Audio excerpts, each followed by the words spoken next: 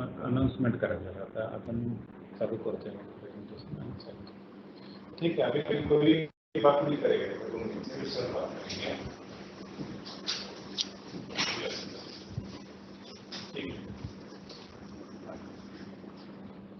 Hello, good morning to everybody.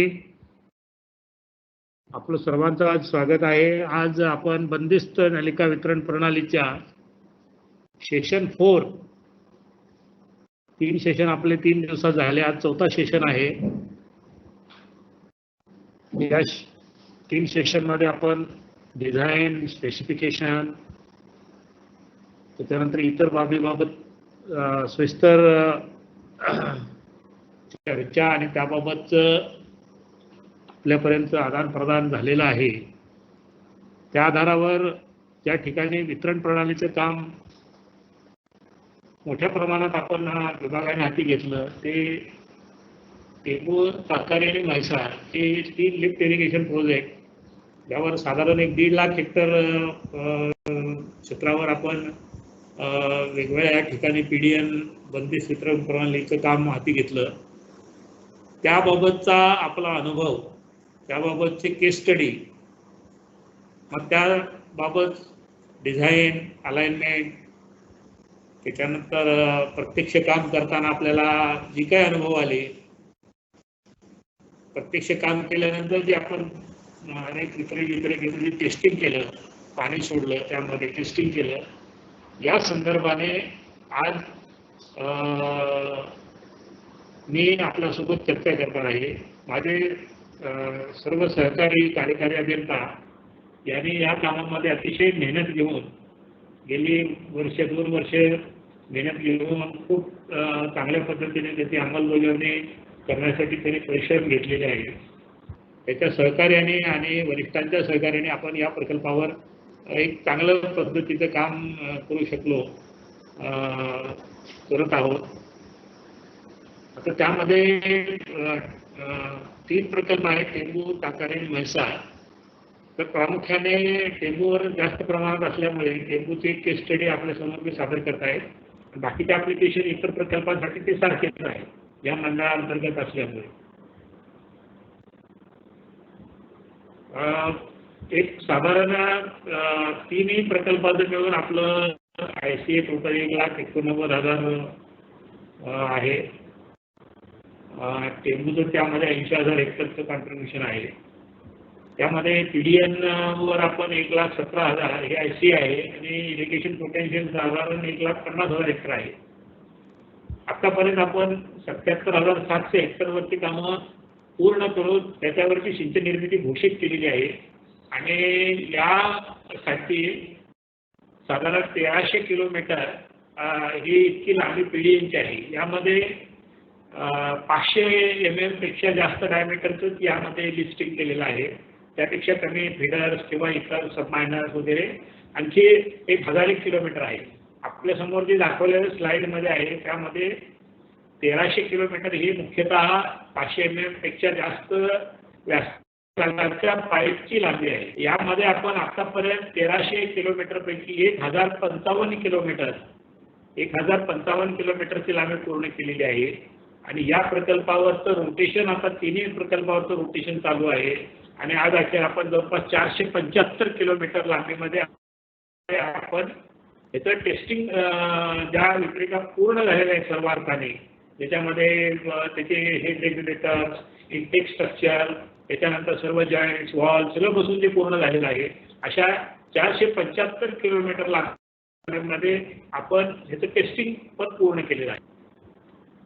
आता आपल्यासाठी मी टेंबूचे particular केस study देतोय, ज्याच्यामध्ये टेंबूचं आत्ता सांगितल्याप्रमाणे इरिगेशन पोटेन्शियल 1,11,000 आहे, याचा ग्रॉस कमांड 1,94,000 आहे, CC 1,48,000 हेक्टर आहे, ICA 80,000 हेक्टर आहे. याचे प्रामुख्याने क्षेत्र आहे सांगली आणि सोलापूरमध्ये. सांगली एक 60,000 हेक्टर आहे आणि सोलापूरमध्ये एक साधारण 20,000 हेक्टर आहे. आपल्याला जर ब्रॉड कॉम्पोनंट बोलायचे असतील तर टेंबूचे एकूण 5%, त्यामध्ये पुन्हा त्याच्या पोटामध्ये 2 लिफ्ट इरिगेशन स्कीम आहेत वेगवेगळ्या, विसापूर आणि पुंडी. ही हेडवर्कची सगळी कामं पूर्ण झालेली आहेत. मुख्य कालव्यांची लांबी आहे 430 किलोमीटर. या 430 किलोमीटर लांबीपैकी उघड्या पद्धतीचे कालवे, मुख्य कालवे 264 किलोमीटरचे आहेत आणि बंदिस्त पाईपमध्ये आपण काही कालवे आपण कन्व्हर्ट केले त्याच्यामध्ये, ते 166 किलोमीटर लांबी आहे. म्हणजे त्याच्यामध्ये जे टेलचे कालवे होते, टेलला ज्याचा डिस्चार्ज 3 क्युमेक्सपेक्षा कमी होता किंवा ज्या छोट्या लिफ्ट स्कीमवर टेल एंडचे जे काही मुख्य कालवे होते ती अशी 166 किलोमीटर आहे. तर यापैकी आपली मुख्य कालव्याची उघड्या पद्धतीच्या कालव्याची 264 किलोमीटर लांबी पूर्ण झालेली आहे आणि बंदिस्तमधली 166 पैकी जवळपास 136 किलोमीटर लांबी आपण यामध्ये पूर्ण केलेली आहे. डिस्ट्रीब्युशन नेटवर्क आता आपल्याला सांगितल्याप्रमाणे साधारण 80,000 हेक्टर क्षेत्रापैकी ओपन हे 5,000 हेक्टर होतं आणि बंदिस्तमध्ये आपलं 75,000 हेक्टर होतं बंदिस्त विक्रेतेमध्ये. तर आतापर्यंत आपण साधारण बंदिस्तमधलं 50,000 हेक्टरवरचं काम पूर्ण केलेलं आहे आणि 25,000 हेक्टरवरची कामं आपली पूर्ण म्हणजे प्रगतीपथावर आहेत आणि ते पुढच्या 2 ते 3 महिन्यामध्ये ते पूर्ण होत आहे. म्हणजे काही विक्रेत्यांचे कामं 80% झाले आहेत, काही 70% झालेले आहेत, काही 90% झालेले आहेत. पण आपण एक 50 ICA आणि जवळपास 70,000 हेक्टर त्याचे इरिगेशन पोटेन्शियल एवढ्या क्षेत्रावरचं आपण काम पूर्ण केलेलं आहे आणि जवळपास 50,000 हेक्टरवरचं आत्ताच्या रोटेशनला टेस्टिंग पण केलेलं आहे. आता हे आपण इम्प्लिमेंटेशनची जी स्ट्रॅटेजी केली टेंबू प्रकल्पासाठी,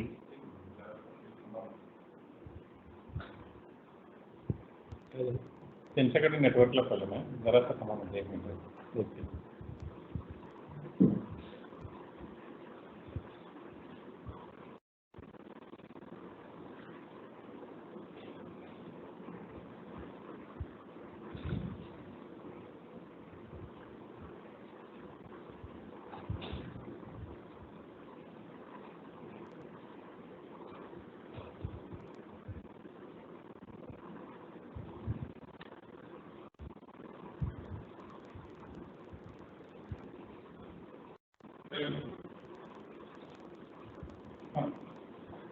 Yes. Yes.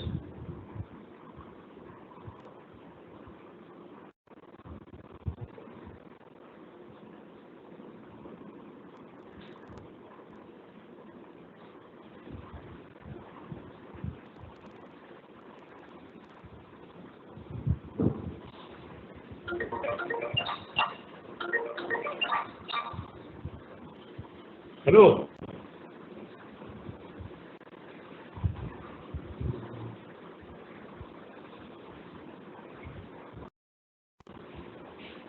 करतोय ना आपण समोर नाही आता फॉरवर्ड होतात का स्लाईड?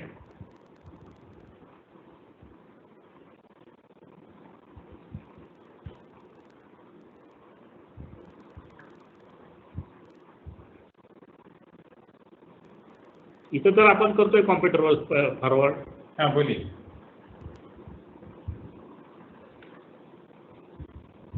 हां एक मिनिट.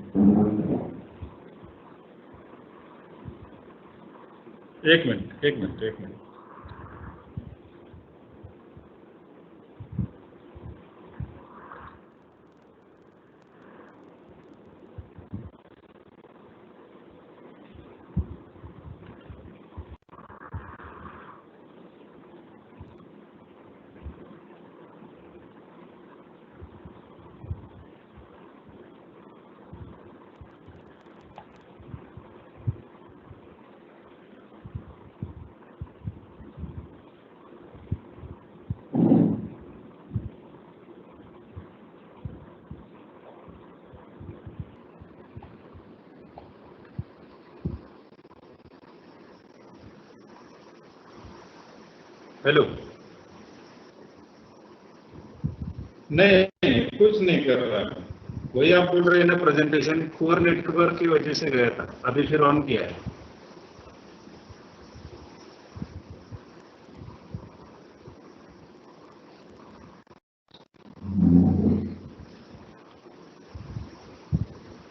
हेलो.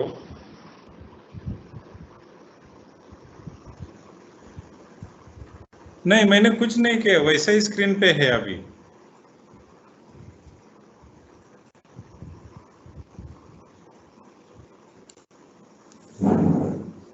वो मेरे कंप्यूटर का प्रेजेंट।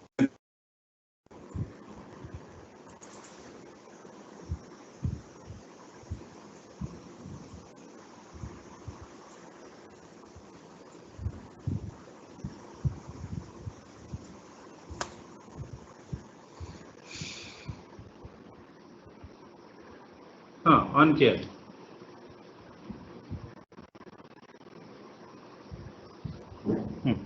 ठीक है।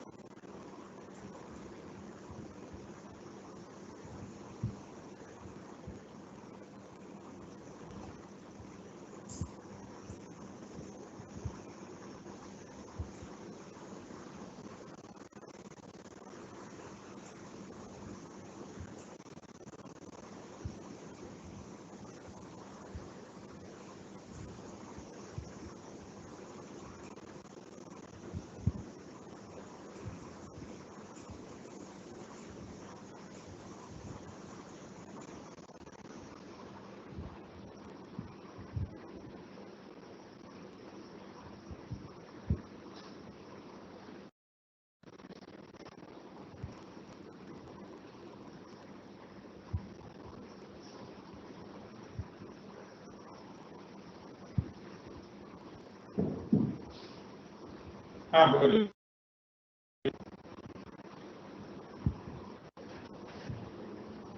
यस, से फिर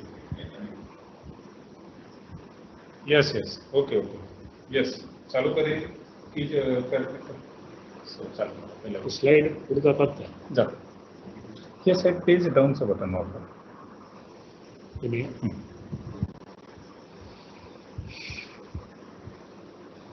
सॉरी फॉर इंटरप्शन, थोडा नेटचा प्रॉब्लेम होता, पण आता जी चर्चा केली त्याच्यामध्ये टेंबूची केस स्टडीचं बघतो आहे.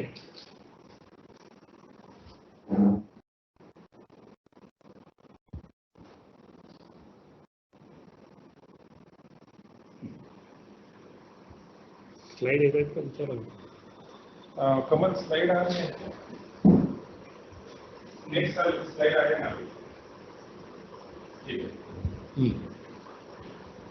तर आपण आता टेंबूचा जो एकूण कमांड एरिया आहे तो 1,17,000 इरिगेशन पोटेन्शियल आहे. त्याच्यामध्ये सांगलीमध्ये 60,000 हेक्टर, सोलापूर 20,000 हेक्टर. त्याच्यामध्ये आपण हेडवर्क्स मेन कॅनल बद्दल चर्चा केली. डिस्ट्रीब्युशन सिस्टीम मध्ये आपण जी पीडीएन करतो आहे त्या पीडीएन मध्ये ICA 75,000 हेक्टर आहे, त्याच्यापैकी 50,000 हेक्टरवरचं आपण काम पूर्ण केलेलं आहे आणि सद्यस्थितीमध्ये आपलं 25,000 हेक्टरवरचं काम प्रगतीपथावर आहे. आता हे करत असताना आपण त्याची जी काही इम्प्लिमेंटेशनची मेथडॉलॉजी अडॉप्ट केली टेंबूच्या ह्याच्यामध्ये, तर टेंबू प्रकल्पाचा जो सुधारित प्रशासकीय मान्यता अहवाल करण्यापूर्वीच आपण याचं प्लॅनिंग केलं. बंदिस्त वितरण प्रणालीचा GR आल्यानंतर आणि त्याचा एक मास्टर प्लॅन आपण तयार केला. मास्टर प्लॅन करत असताना ज्या मूळ वितरण प्रणाली होती त्या व्यतिरिक्त बंदिस्त वितरण प्रणाली कशी असेल या पद्धतीचा एक मास्टर प्लॅन तयार केला आणि त्या मास्टर प्लॅनमध्ये 15 ते 20% सर्वे डिझाईन पूर्ण करून आपण सुधारित प्रशासकीय मान्यतेसाठी त्याचा अंतर्भाव केला आणि प्रकल्पाला बंदिस्त वितरण प्रणालीच्या अंतर्भावासह त्याला सुधारित प्रशासकीय मान्यता मिळाली. त्यामुळे प्रकल्पाच्या जवळपास बदल केल्यामुळे आणि बंदिस्त वितरणाचा समावेश केल्यामुळे जवळपास 800 कोटी रुपयाची बचत आपल्या प्रकल्पामध्ये झाली. मूळ आपण सुप्रमा जो सादर केला होता तो 4800 कोटीचा होता. त्यानंतर आपल्याला आपण बदल केला, त्यामध्ये बंदिस्त वितरण प्रणालीचा वापर केल्यामुळे आणि भूसंपादनातली बचत या सर्व बाबीमुळे जवळपास तो 800 कोटी रुपयांनी कमी झाला आणि 4000 कोटी रुपयाला आपल्याला टेंबूच्या सुधारित प्रशासकीय मान्यता अहवालाला शासनाची मान्यता प्राप्त झाली. आता हे झाल्यानंतर हा प्रकल्प बळीराजामध्ये समाविष्ट होण्याची प्रक्रिया सुरू होत होती, त्यावेळेला आपण सर्व वितरण प्रणालीचं जवळपास 1 लाख हेक्टरवरच्या वितरण प्रणालीचं सर्वेक्षण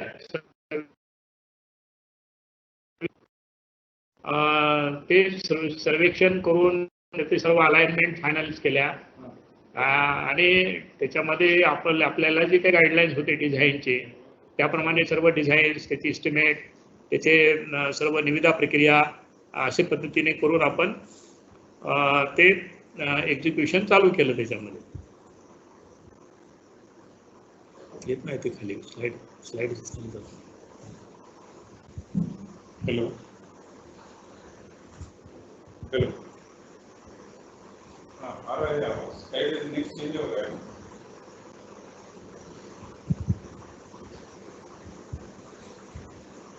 नहीं अभी सर बात नहीं, मेरी स्लाइड चेंज हो गया है. नहीं बोला स्लाइड पुढे येत नाही ना.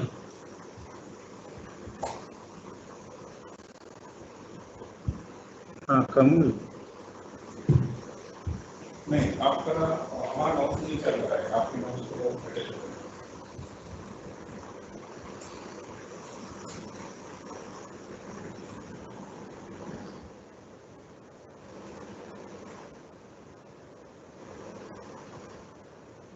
रहा है. मेरे माउस पर कीबोर्ड का कंट्रोल गया है, आगे का स्लाइड नहीं है.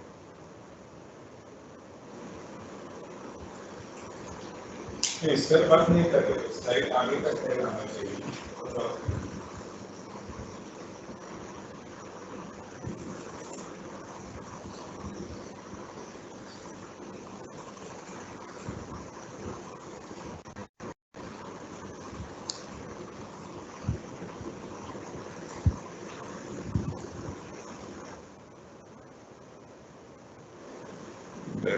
हाँ 1 मिनट.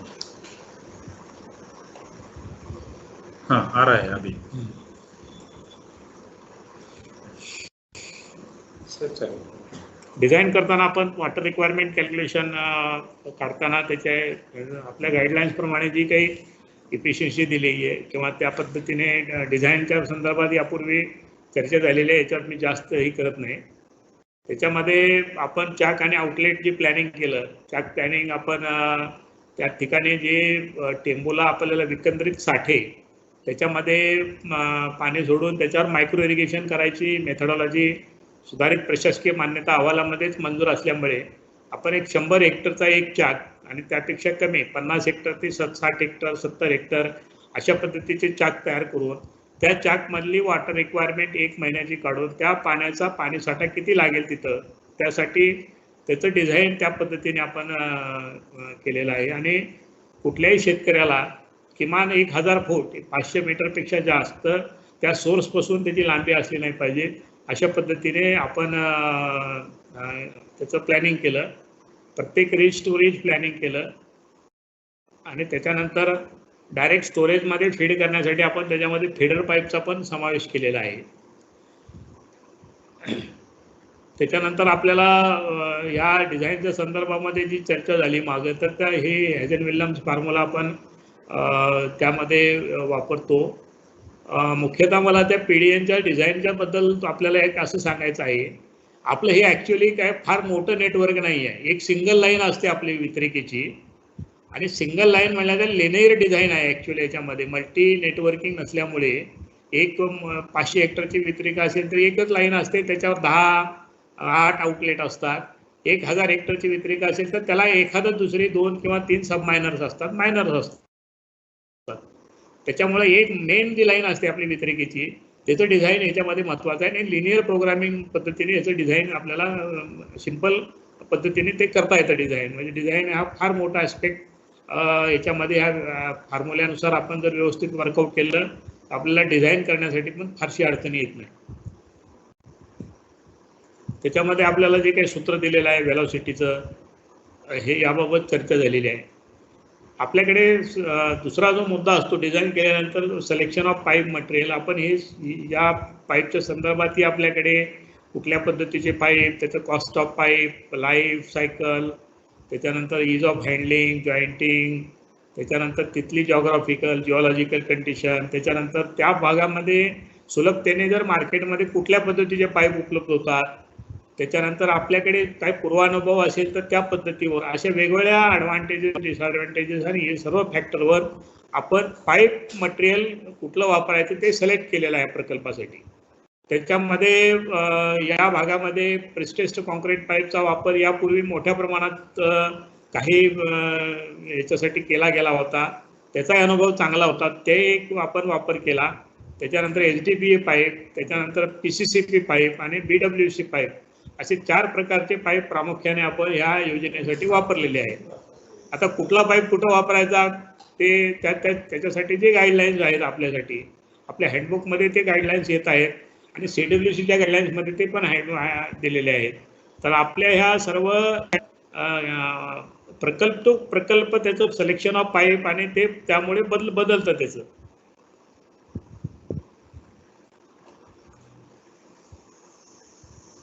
काहीतरी झालं.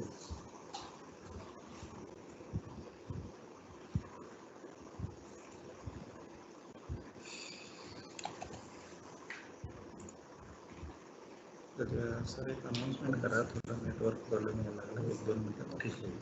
थोडा नेटवर्कचा प्रॉब्लेम आहे, 1 मिनिटात आम्ही परत चालू करतो. नेटवर्क प्रॉब्लेम होता, माईक येत आहे, माईक बोलतोय ना. हो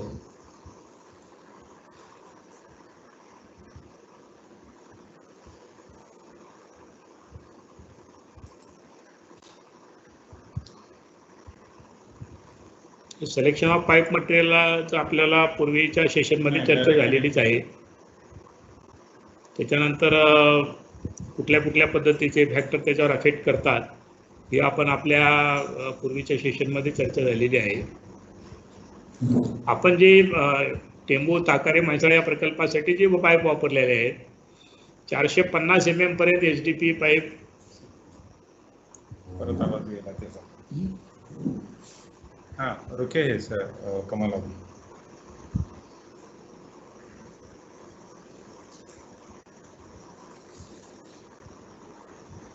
आपला प्रॉब्लेम आहे का? आपला काय नाही. मग आता आपण हे काल आवाज सगळं टेस्ट करून ठेवलं. मग असं का होतं? ब्रॉडकास्टिंगला ते म्हणते प्रॉब्लेम आला.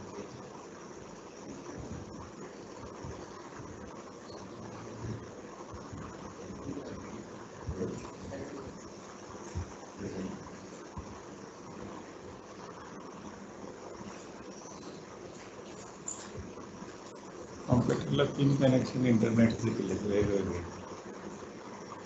कुठलं तरी चालू आहे.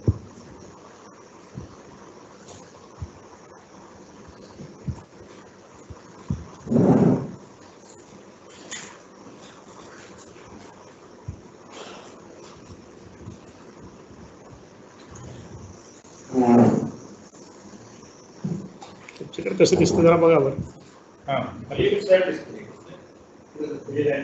हां सर बोला. नाही लेट आहे, 10 मिनिट लेट आहे. कसं चालणार ते? नाही तुम्ही बोलला की एक थोड्या टायमिंग नंतर त्यांना देशाला चालू होतील ऑनलाईन. तुम्ही एक साईड करून की 5 मिनिटांना ते पुढे जाणार. काय उपयोग होत नाही, नंतर कंटिन्युटी त्यांना कंटिन्युटी नाही. तुम्ही बोलताय त्यांना माहीत नाही ना मी घ्या बोलने के लिए बोलू सर को. आलंच नाही ते परत गेलं ते. बोलो. नहीं अभी पूरा स्क्रीन पे नहीं आ रहा है प्रेजेंटेशन. हाँ आ रहा है सिलेक्शन ऑफ यस.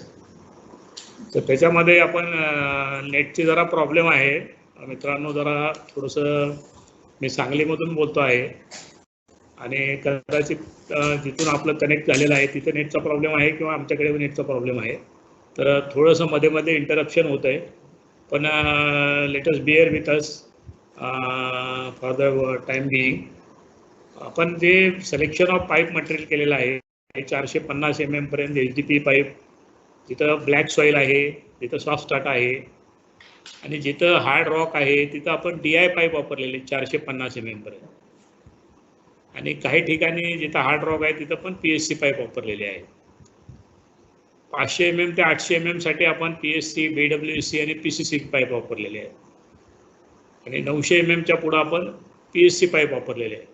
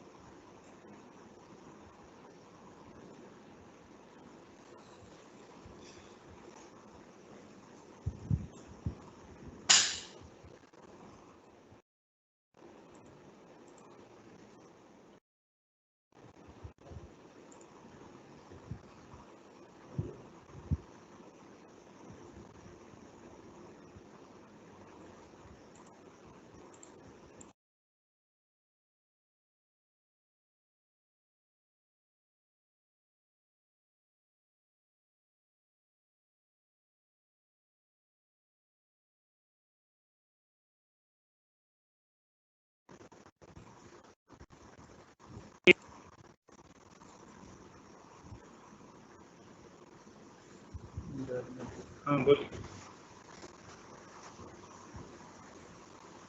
ठीक है, कुछ प्रॉब्लम नहीं, एक मिनट.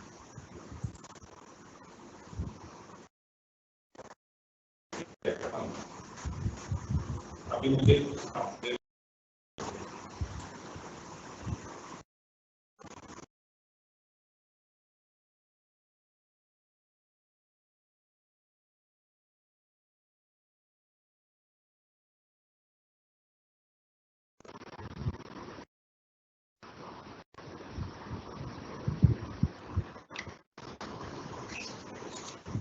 अर्धा तास झाला.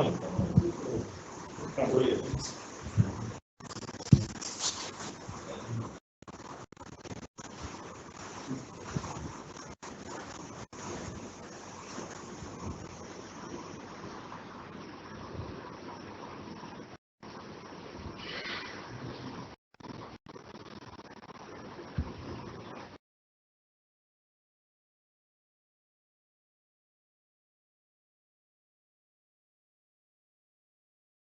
देखिए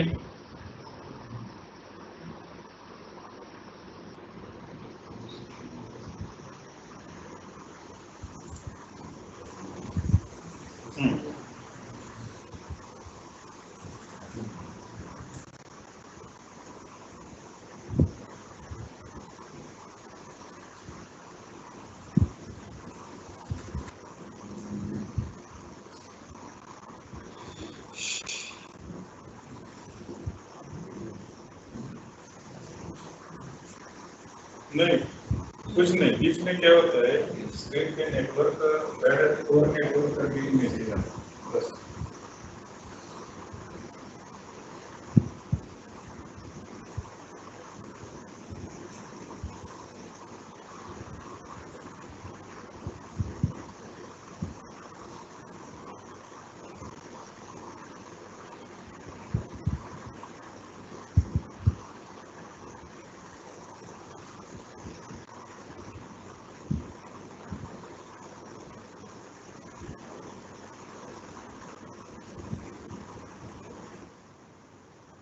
Just light up this one.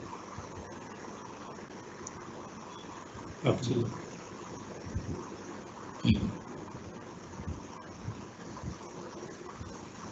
चलो ठीक है, बोल दीजिए.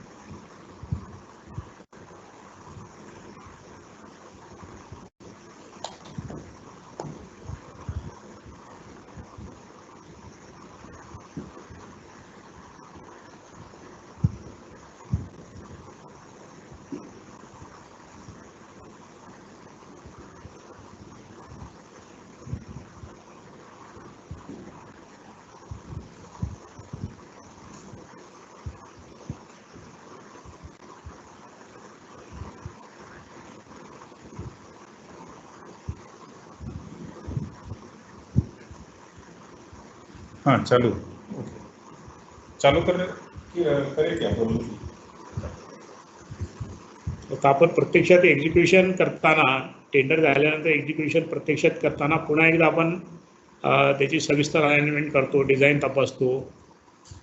त्यानंतर रेग्युलर जे एक्सकॅव्हेशन आहे ते झाल्यानंतर त्याच्या स्टेप्स आहेत. मग bed preparation, pipe procurement, pipe unloading, stacking at site, त्याच्यानंतर लेईंग, जॉईंटिंग, मग त्याच्यामध्ये कुठले स्पेशल्स आहेत जॉईंटसाठी, वॉल्स, आउटलेट, त्याच्यानंतर रोड आणि रेल्वे क्रॉसिंग, त्याच्यानंतर एकदा लेईंग झाल्यानंतर त्याचं बॅकफिलिंग आणि डिस्पोजल ऑफ एक्सेस मटेरियल आणि त्यासाठी सगळं लागण्यासाठी ॲक्सेस ऑफ रोड्स, एवढ्या त्याच्यामध्ये ॲक्टिव्हिटी एक्झिक्युशनमध्ये आपल्याला हे करावं लागतं. अलाइनमेंटमध्ये आपण प्रिकॉशन्स घेतो, cash crops, horticulture area avoid करतो, forest area, gas pipeline, residential area आणि कमीत कमी आपल्याला हायवे रेल्वे क्रॉसिंग यावे या पद्धतीने आपण अलाइनमेंट टाकतो. साधारण आम्ही जे मॉडिफिकेशन केलं GR प्रमाणे HGL ॲट ऑफटेकिंग पॉईंटला 2/3 of FSL of main canal असं त्यामध्ये दिले होतं. पण आपण कालव्याच्या CBLच्या खाली पण आपण 1-1.5 मीटर ऑफटेक घेतल्यामुळे त्या ठिकाणी इनिशियल याच्यामध्ये हेड आपल्याला चांगलं उपलब्ध होतं आणि मग पुढं डिझाईनमध्ये किंवा ह्याच्यामध्ये किंवा प्रत्यक्षात फंक्शनिंगमध्ये तो काही प्रॉब्लेम येत नाही. म्हणजे आपण HGL जी घेतलेली आहे ऑफटेकिंग पॉईंटला CBLच्या पासून तिथून मग पुढे घेतलेला आहे. म्हणजे कालव्यामध्ये अगदी 15-20 सेंटीमीटर 30 सेंटीमीटर जरी फ्लो असला, 1 फूट जरी फ्लो असला तरी आपली वितरकीमधून पाणी गेलं पाहिजे या पद्धतीने आपण त्याचं डिझाईनमध्ये किरकोळ बदल केला आपण तो. नेक्स्ट, आता याच्यामध्ये आपल्याला जी नॉर्म दिलेली आहे ती या पद्धतीने आहे. आपल्याला जे काही एक्सकॅव्हेशन करायचं ते व्हर्टिकल आहे आणि मग आउटर डायमीटरच्या मध्ये काही कव्हर ठेवून आपण ते करतो.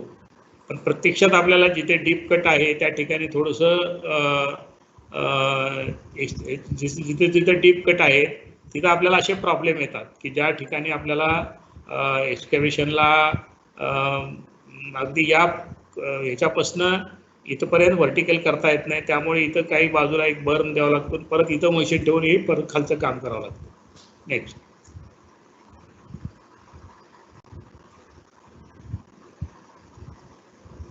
आता आपण जिथं डीप कट आहे तिथं या पद्धतीने काम केलेलं आहे. एका बाजूला आपण असा बर्न दिला आहे, एका बाजूला स्लोप दिला आहे आणि 3 मीटरपेक्षा जर जास्त एक्सकॅव्हेशन असेल तर आपल्याला त्या मशीनच्या सहाय्याने करण्यासाठी एका बाजूला बर्न द्यावा लागतो आणि मग थोडासा वर स्लोप बाजूला देऊन मग पर्टिक्युलरली डीप कटच्या याच्यामध्ये आपल्याला काम करावं लागतं. प्रत्यक्षात डीप कटची लांबी हे एकूण पाईप लांबीच्या 10% असते ती. पण त्या ठिकाणी फार मोठी अडचण येते, पाईप आपल्याला खाली सोडायला अडचण येतात. त्यामुळे आपण तिथं आपण हँडबुकमध्ये पण हे अशा पद्धतीने करावं असं रिकमेंडेशन केलेलं आहे. आता जेव्हा डीप कटमध्ये काम करतो तर स्टॅकिंग ऑफ एक्सकॅव्हेटेड मटेरियल हे दोन्ही बाजूला टाकायचं नाही आपल्याला. तर काय असतं, एका बाजूला आपल्याला पाईप घ्यावे लागतात आणि पाईप मध्ये जेव्हा लेईंग करायचे असतात एक बाजू अशी पूर्ण क्लिअर असायला पाहिजे. दोन्ही बाजूला जर आपण मटेरियल टाकलं खोदलेलं तर आपल्याला पुन्हा पाईप लेईंग करायला फार मोठी अडचण येते. म्हणून एक्सकॅव्हेटेड स्टफ सगळं एका बाजूला टाकायचं, पर्टिक्युलरली डीप कट पोर्शनमध्ये, आणि मग एका बाजूने आपल्याला असं या पद्धतीने आपल्याला पाईप लेईंग करता येतं. काही ठिकाणी आपल्याला थोडंसं कालव्याच्या जवळ असेल आणि रनिंग मधला कालवा असेल तर तिथं डीप कट असेल तर तिथं आपल्याला काही ठिकाणी पाणी पण लागतं. तिथं काही वेळेला डिवॉटरिंग पण त्याच्यामध्ये करावं लागतं. बेड प्रिपरेशन करण्यासाठी आपल्याला जिथे पर्टिक्युलरली हार्ड रॉक आहे आणि BC सॉइल एरिया आहे तिथं आपल्याला सॉफ्ट मुरुम बाहेरून आणावा लागतो. तर त्याची तरतूद हे अंदाजपत्रकात सुरुवातीलाच असणं आवश्यक आहे, अन्यथा बेड प्रिपरेशनच्या वेळेला तो प्रॉब्लेम येतो आणि मग पाईप हे अनजिटेटेड सरफेसवर किंवा BC सॉइलवर त्या पद्धतीने पुरेसा मुरुम न मिळाल्यामुळे किंवा तशी तरतूद नसल्यामुळे आपल्याला तिथं पण अडचण त्यामध्ये येते. अशा पद्धतीने बेड प्रिपरेशन करताना एक कॉम्पॅक्शनचं मशीन असतं. ते मशीन नुसतं त्याच्यावर व्हायब्रेट करून फिरवलं तर आपल्याला त्यामधून एक चांगलं बेड आपल्याला तयार करता येतो. बेड चांगला असण्याचं मुख्य कारण, जर बेड व्यवस्थित नसेल तर पाईपच्या लेईंग केल्यानंतर डिफरन्शियल स्ट्रेस त्याच्यामध्ये क्रिएट होऊन पाईपला क्रॅक जाऊ शकतात. म्हणून बेड प्रिपरेशन ही त्यामध्ये अत्यंत महत्त्वाची ॲक्टिव्हिटी आहे. Before the jointing the pipe, laying करण्यापूर्वी ही ॲक्टिव्हिटी सर्वात महत्त्वाची ॲक्टिव्हिटी आहे. तर याबाबत बेड प्रिपरेशनला खूप काळजी घेणं आवश्यक आहे. आणि या पद्धतीने आपण सर्व ठिकाणी ती आपण क्वालिटी कंट्रोलच्या सजेशननी सर्व वेळोवेळी आपण लोकांना प्रशिक्षित करून हे त्यामध्ये केलेलं आहे. त्याच्यानंतर आपलं पाईप प्रोक्युरमेंट नंतरची जी ॲक्टिव्हिटी आहे, तर जे पाईप प्रोक्युरमेंट करताना आपल्याला जे काही टेस्टिंग करावं लागतं, फॅक्टरी टेस्ट घ्यावे लागतात. त्याच्यानंतर त्याचे सर्व डिझाईन परत एकदा आपल्याला, जर तिथं डीप कट असेल तर तिथं काय प्रॉब्लेम येऊ शकतो. काही वेळेला आपण नॉर्मल डिझाईनप्रमाणे करतो, पण बऱ्याच वेळेला आपल्याला तिथे डीप कटला थोडं हायर स्ट्रेंथचे पाईप लागतात. तर ती पण आपल्याला त्याच्यामध्ये बदल करून करावं लागतं. त्याच्यानंतर आपल्याला एक 2% लांबीमध्ये अतिरिक्त लांबी लागते HDP PVC याच्यामध्ये, आणि त्याच्यामध्ये बेंड्स असतात. त्याच्यानंतर काही ठिकाणी कर्व्ज येतात वेगवेगळ्या पद्धतीचे, अप्स डाऊन्स असतात. प्रोफाईल हा सारखा नसतो. त्याच्यामुळे एक साधारण आपण धरलेली लांबी असते त्याच्या 2% लांबी आपल्याला प्रत्यक्षात पाईपची प्रोक्युरमेंट जास्त करावी लागते. मग त्याच्यामध्ये क्वालिटी ऑफ पाईप बघताना तुम्ही वर्कमॅनशिप, मटेरियल, कॉन्क्रीट मिक्स कसं आहे, प्रत्यक्षात फॅक्टरी व्हिजिट करून त्यांचं जी काही सेटअप आहे ते पहिल्यांदा आपण तपासतो. त्याच्यानंतर त्यांचं जी काही सर्व स्टँडर्ड अडॉप्ट केलेले आहेत का नाही पाईपचे, पर्टिक्युलरली हे कॉन्क्रीट पाईप्सबद्दल आहे. HDPE पाईप्सबद्दल सुद्धा तुम्ही ते कुठल्या पद्धतीचं ग्रॅन्युअल्स वापरतायत त्याचा ते जरा अभ्यास करून ते बघून एक किंवा 3 ते 4 फॅक्टरीला व्हिजिट करून आपण ते स्टँडर्डाइज करतो. आणि एकदा ते स्टँडर्डाइज झाल्यानंतर कुठल्या पद्धतीचा पाईप आहे त्याच्यानंतर पाईपची क्वालिटी आपण त्याच्यामध्ये एन्श्योर करतो. आता साईटवर जी लोडिंग अनलोडिंग केलं जातं त्याची सुद्धा अत्यंत काळजी घेणं आवश्यक असतं. कारण जर पाईप असे अस्ताव्यस्त पद्धतीने टाकले तर त्याच्यामध्ये क्रॅक जाऊ शकतात. आणि जनरली अनलोडिंग हे एका बाजूला करायचं असतं, एका बाजूनेच आपल्याला ते लेईंग करावं लागतं. आणि मग त्यासाठी आपल्याला त्या क्रेनची मुवमेंट खाली उतरवण्यासाठी, पुन्हा जॉईंटिंगसाठी माणसं उतरवणे, यासाठी त्याची प्रक्रिया करता येते. जर तुम्ही केअरलेस हँडलिंग केलं तर अशा पद्धतीच्या पाईप्सला क्रॅक जाऊ शकतात. हे मग त्याच्यानंतर हे रेक्टिफिकेशन आपल्याला डॅमेज पाईपला करण्यासाठी परत त्या फॅक्टरीला पाईप पाठवावा लागतो. म्हणून आपण ती काळजी घेणं आवश्यक असतं. आता काही ठिकाणी आपल्याला असे येतात की तिथं तुम्हाला नाला क्रॉसिंग आहे, त्या ठिकाणी आपण ते सायफन पद्धतीने पण त्याच्यामध्ये आपण ते करतो. आता हे PSC पाईपचे काही फोटोज आहेत जिथं जॉईंटिंग केलं जातं. PSC पाईपमध्ये लेईंग करताना बेड प्रिपरेशन आणि जॉईंटिंग हे सर्वात 2 महत्त्वाचे ॲस्पेक्ट आहेत. जर हे दोन्ही गोष्टी त्याच्यामध्ये झाल्या नाहीत तर PSC पाईप्समध्ये गळतीचं प्रमाण आणि क्रॅक जाण्याचं प्रमाण फार मोठ्या प्रमाणात वाढू शकतं. म्हणून PSC पाईपसाठी लेईंग करताना बेड प्रिपरेशन आणि जॉईंटिंग हे अत्यंत महत्त्वाचे ॲस्पेक्ट आहेत. हे PWC पाईपचे फोटो आहेत. त्याच्यामध्ये वेल्डेड जॉईंट असतो. यामध्ये बेड प्रिपरेशन व्यवस्थित केल्यानंतर फारसं मग जॉईंटसाठी प्रॉब्लेम येत नाही. हे PCCP पाईप्स आहेत. PCC पाईपचा हा फोटो आहे. त्याच्यानंतर HDPE पाईप्सचे हे कसं जॉईंट केलं जातं, ते जॉईंट करण्यासाठी एक मशीन असते आणि हे मशीन दोन्ही याला 2 पाईपचे फेस टू फेस लावतात आणि त्याच्यामध्ये हिटिंग करून त्याला बट जॉईंट दिला जातो. हे SDP पाईपचे काही फोटोज आहेत. त्याच्यामध्ये लेईंग करताना जी आपण काळजी घ्यायला लागते, जिथं ग्राउंड हाय लेवलला असतो तर आपण जनरली असं प्रोफाईलप्रमाणे ग्राउंड घेतो, पण इथं कुठेही आपली HGL लाईन हे पाईपच्या हेडला क्रॉस कट झाली नाही पाहिजे. ती मिनिमम हेड त्याच्यावर 1 मीटर 0.6 मीटर हे असलं तर त्याच्यामधून पुढं डिस्चार्ज पास होऊ शकतो. अशा ठिकाणी प्रत्यक्षात एक्झिक्युशनच्या वेळेला फार काळजी घेणं आवश्यक असतं.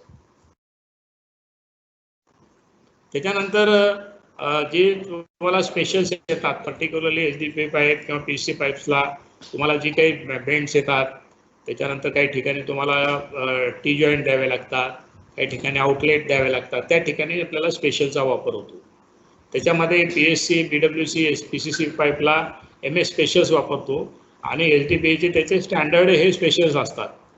त्या पद्धतीने आपण ते काम सुरू होतानाच किती स्पेशल लागणार आहेत, आपल्याला त्याच्यामध्ये कुठल्या पद्धतीचे स्पेशल लागणार आहेत ह्याची लिस्टिंग करून पाईप लेईंग पाईप प्रोक्युरमेंटच्या वेळेलाच ह्याची आपल्याला कल्पना दिली तर ते वेळेत आपल्याकडे प्रोक्युर होऊन सोबतच ते जॉईंटिंग आपल्याला करता येतं.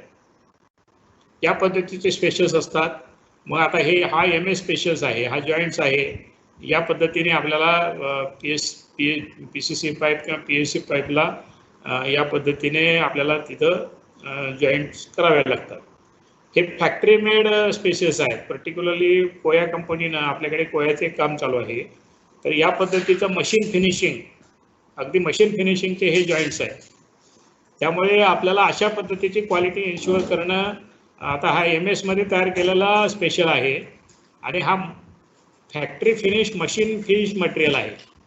या पद्धतीचे जर आपण वेळेत ऑर्डर दिली तर आपल्याला आपलं काम चालू असतानाच ते आपल्याला उपलब्ध होऊ शकतं. हे ऑन साईट मॅन्युफॅक्चर्ड आहेत आणि हा जर बघितला तर तुम्ही फॅक्टरी फिनिश आहे. अशा पद्धतीने आपल्याला इन्शुअर करता येते की एक चांगल्या पद्धतीचा पाईप आपल्याला तिथे मिळू शकेल.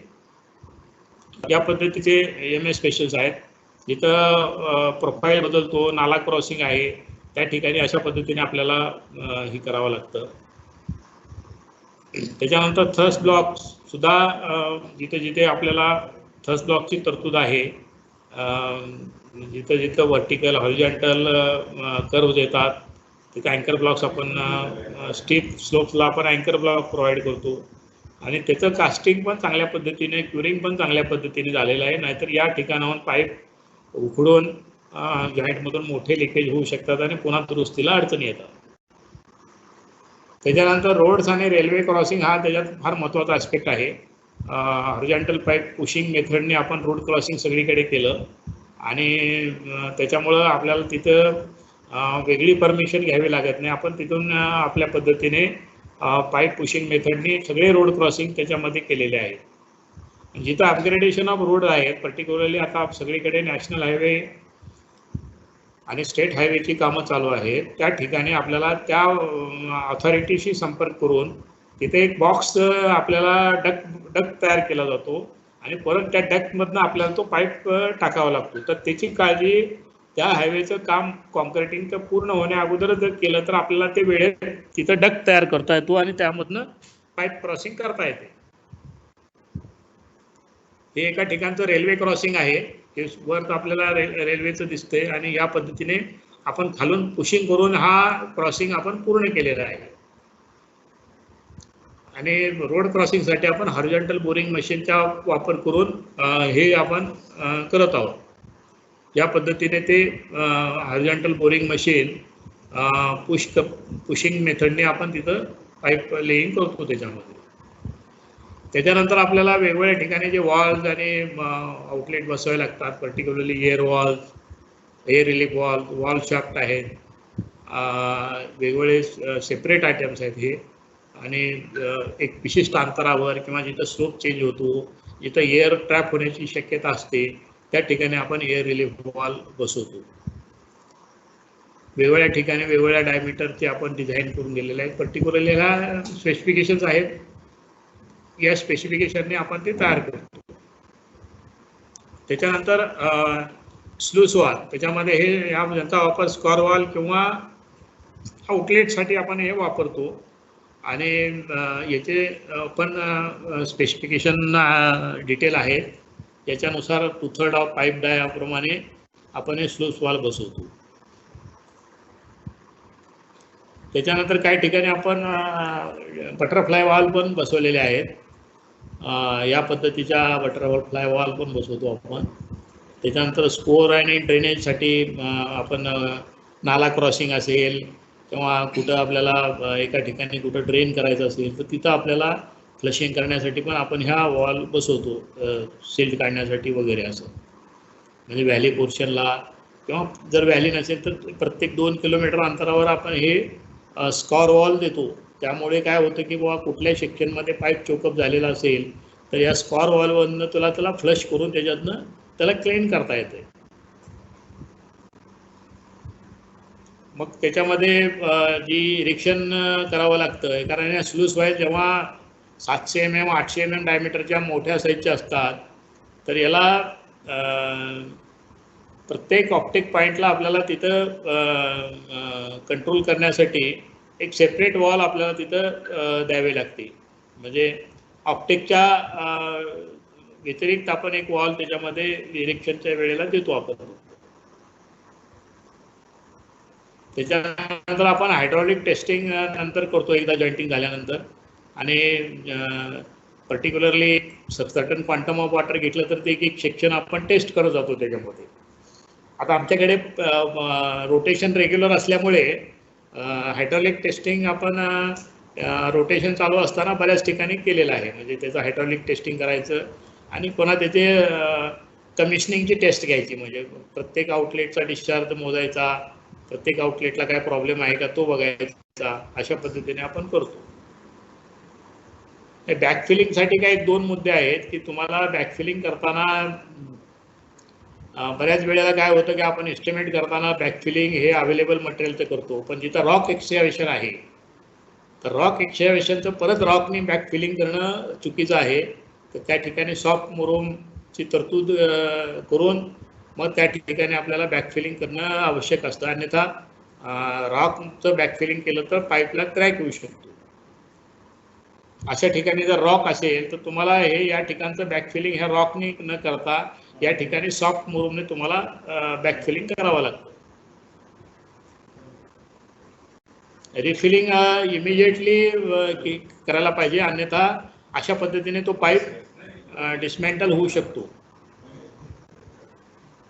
अशा पद्धतीने आपल्याला रिफिलिंग नाही केलं तर अशा पद्धतीने 1-2 फोटो आहेत की जिथे आपल्याला प्रॉब्लेम आले तर तिथे जर रिफिलिंग बाजूने लवकर केलं तर हे अपलिफ्टमेंट त्याच्यामध्ये होत नाही. या पद्धतीने आपण तो बॅकफिलिंग करतो आणि पूर्ण एरिया हा दिसतोय तर त्याच्यामध्ये आपण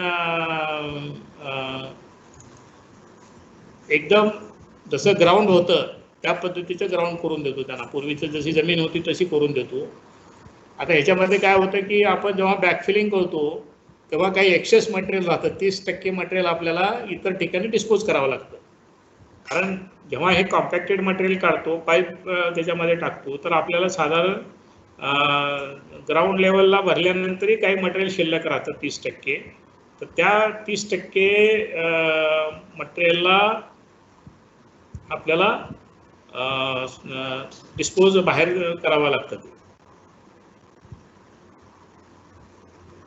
एक्सेस मटेरियल आपण आत्ता म्हटल्याप्रमाणे करावं लागतं. आणि आपण काय करतो की प्रत्येक ठिकाणी काय ॲक्सेस रोड्स असतात. ऑलरेडी बरेच ग्रामीण रस्ते आहेत, गाडी रस्ते आहेत, त्याच्यानंतर आपले काही रस्ते असतात. ते सगळ्याचे आपण ॲक्सेस पॉईंट आपण हे करतो. आता आपण जे सगळे आउटलेट जे दिलेले आहेत टेंबू, म्हैसाळ आणि ताकारीला, ही एक आउटलेट आहे. या एका आउटलेटला असे 10 ते 12 आपण हा एक मॅनिफोल्ड आहे. या मॅनिफोल्डमध्ये आपण या बाजूने एक 7-8 आणि या बाजूने एक 7-8 असे याला आउटलेट दिलेले आहेत. तर या आउटलेटमधनं शेतकरी डायरेक्टली त्यांचे पाईप बसवून ते पाणी घेऊन जातात आणि त्यांच्या शेततळ्यामध्ये ते पाणी घेतात. असं म्हैसाळला फार मोठ्या प्रमाणामध्ये केलं असल्यामुळे या अनुभवावर आधारित आपण प्रत्येक आउटलेटला अशा पद्धतीनं एक मॅनिफोल्ड दिल्यानंतर जो 50 हेक्टरचा चॅक आहे तर त्या चॅकमध्ये आपण आता कॅडमधनं हे एक्सटेंड करणार आहे सिस्टीम. पण तोपर्यंत शेतकरीच हे इथं पाईप बसवून त्यांच्या शेततळ्यामध्ये, विहिरीमध्ये किंवा त्याच्याजवळ जर बंधारा असेल तर त्या बंधाऱ्यामध्ये ते पाणी भरून घेतात आणि तिथून मायक्रो इरिगेशन ते अडॉप्ट करत आहेत. ते आउटलेटद्वारे घेतात आणि असं कुठं त्याच्यामध्ये पॉन्ड असेल हे असेल तर तिथं त्याच्यामध्ये ते पाणी सोडतात. ही एक आउटलेट आहे. या आउटलेटला अशा पद्धतीने मॅनिफोल्ड बसवले आहेत. या मॅनिफोल्डवरून असे आपल्याला वेगवेगळ्या दिशेला ते पाईप घेऊन जातात पूर्ण चेकमध्ये. हे काही ठिकाणी टेस्टिंग केलेलं आहे. अशा पद्धतीचे आपले बहुतांश आउटलेट आहेत. तर या प्रत्येक आउटलेटमधनं एक पाईप येतो आणि तो पाईप त्या 4 किंवा 5 शेतकऱ्याचा ग्रुप असतो. या बाजूला काही, या बाजूला काही, आणि हा जो सगळा चॅक एरिया आहे तर या सगळ्या चॅक एरियामध्ये ते आपण प्लॅनिंग करून त्यांना देतो की जास्तीत जास्त त्यांच्या जवळ शेतात आणि डायरेक्ट पॉन्डमध्ये ते पाणी भरता यावं त्यांच्या फार्म पॉन्डमध्ये. कारण या ठिकाणी आपल्याला 8 ते 10 metre, 8 metre, 9 metre pressure head असते आणि त्याच्यावर शेततळ्यामध्ये पाईप त्यांनी सायफन पद्धतीने टाकल्यानंतर त्यांना त्याच्या शेततळ्यामध्ये पाणी भरता येतं. अशाकडे आपल्याकडे जवळपास 700 ते 800 शेततळे आता टेंबूच्या लाभ क्षेत्रामध्ये पाणी भरून घेता येतं. थँक्यू. आता आपल्याकडे क्वेश्चन आवर आहे. मी 1 मिनिटामध्ये आपले सर्व प्रश्न हे करतो.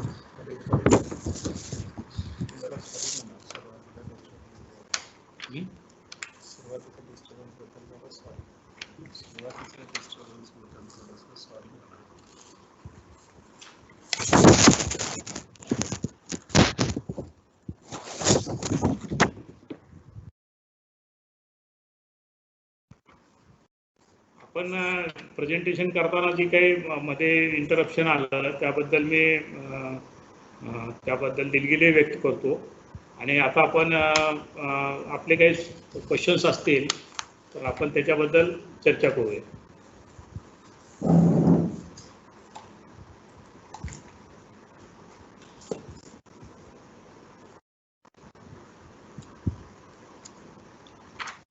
सगळ्या क्वेश्चनला आन्सर द्यायचं आहे आपल्याला. सगळ्या क्वेश्चन्स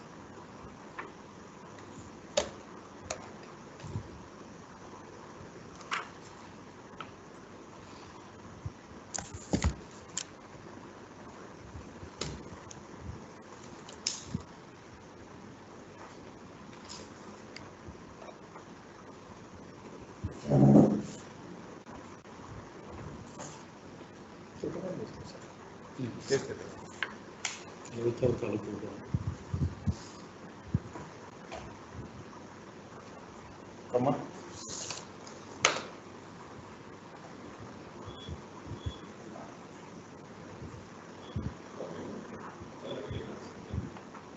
लाईव्ह येणार आता कॅमेरा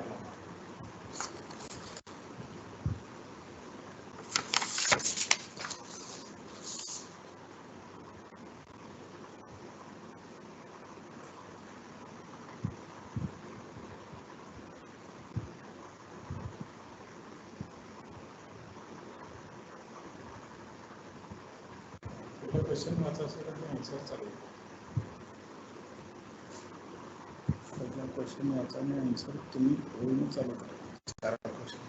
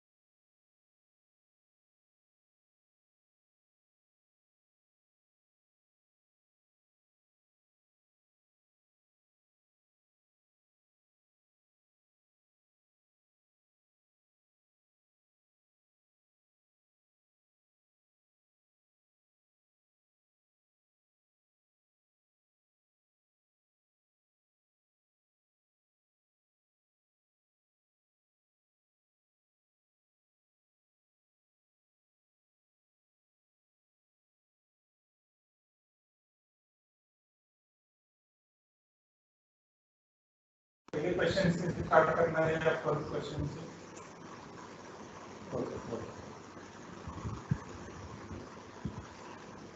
ऐकू गेलं नाही का ते? ठीक आहे. अनाउन्समेंट करा की थोडं डिस्कनेक्ट झाला आता पहिल्या क्वेश्चन. आता आपण क्वेश्चन आन्सर चालू करूया. कंटिन्युअस नेटवर्क आहे, प्रॉब्लेम आहे नेटवर्कचा, त्याबद्दल feel sorry for that.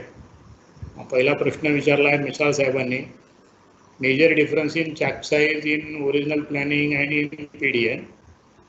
Original planning आपण 100 हेक्टर प्रमाणे केलेलं आहे. याचं 100 हेक्टरला एक चॅक असेल, तर प्रत्यक्षात जेव्हा आपण डिझाईन करतो, सिस्टीमचं प्लॅनिंग करतो, तर त्याच्यामध्ये तिथल्या टोपोग्राफीनुसार एखादा चॅक साईज हा कुठं 60 हेक्टरचा होतो, कुठं 40 हेक्टरचा होतो, कुठं 80 हेक्टरचा होतो.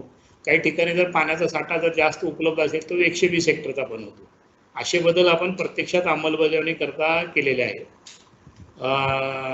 दुसरा प्रश्न आहे त्यांचा, सर्ज ॲनालिसिस केले का या कामात? जेव्हा तुमच्याकडे हायड्रॉलिक हेड जी उपलब्ध आहे ते 8-10 मीटर, 15 मीटर, 20 मीटरपर्यंत असतं आणि आपली बेसिकली प्रेशराइज्ड सिस्टीम नाही आहे. प्रेशराइज सिस्टीम नसल्यामुळे आणि आपण 6 kg मिनिमम पाईप हा 6 kgचा वापरत असल्यामुळे याच्यामध्ये सर्ज ॲनालिसिसची आमच्या अभ्यासानुसार काही फार मोठी आवश्यकता भासत नाही, म्हणून आपण त्याच्यामध्ये सर्ज ॲनालिसिस केलेलं नाही. तिसरा प्रश्न आहे वैशाली तामगावे मॅडमने विचारला आहे, आपण which precautions taken in BC soil, any particular design changes made and results observe after hydraulic testing. आपल्याकडे तसं BC सॉइलचे ट्रॅक तुलनेने कमी होते, पण BC सॉइल ज्या ठिकाणी आपल्याला होती त्या ठिकाणी आपण डिझाईन त्याच्यामध्ये काय बदलत नाही, फक्त पाईपचं मटेरियल सिलेक्शनमध्ये आपल्याला काळजी घ्यावी लागते.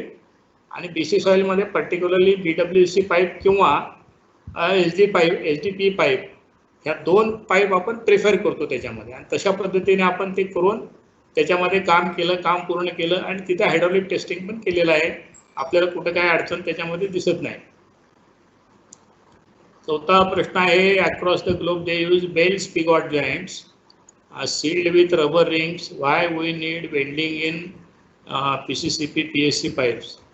त्याचे जे काही बेल माउथ असतो त्याचा, याच्यामध्ये पण तसाच जॉईंट आहे. तो बेल माउथमध्ये आपण दोन्ही बाजूचं जी काही MS स्पेशल तयार केलेलं आहे ते फिट करतो, त्याच्यामध्ये रिंग बसतो. आणि सिंगल जॉईंट असेल किंवा थोडीशी त्याची लांबी जास्त असेल कर्वेचर वगैरे मध्ये, तर मध्ये एखादा आपण पीस टाकून तिथं आपण वेल्डिंग जॉईंट करतो, अन्यथा बऱ्याच ठिकाणी आपण त्या पद्धतीनेच करतो. त्याच्यानंतर पुढचा प्रश्न आहे प्रकाश मिसळ साहेबांचा, how about land acquisition of this manifold. Manifold हा एक 4 मीटर लांबीचा आहे आणि त्याची साईज खूप कमी आहे. एक 200 mm वगैरे डायमीटर असतो त्याचा, 200 ते 300 mm.